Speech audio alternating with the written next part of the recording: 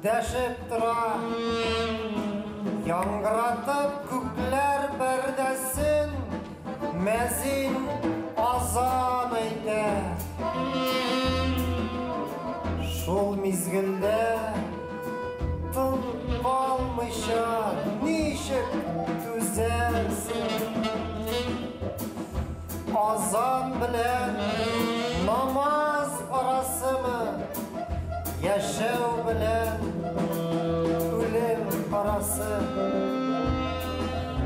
Мәрхүмнәрне искә алган чакта нәм шулай тынып каласың. Мизгел генә бары, бер ни түгел, бүтән бары бір мезгіл. Күкні ярып азан ишетілә, сықлана да, сықтай да күңел. Сықлана да күңел тітрәнәді, ғауам соңарттырды намазға.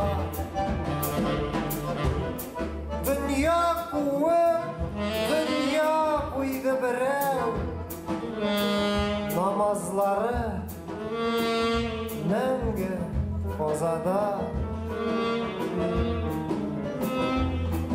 Соңғы намаз, соңғы тәкбир, тынлық.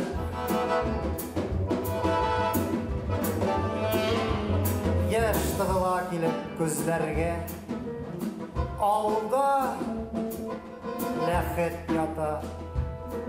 Ол намазсыз һәм укылы аңа җеназа.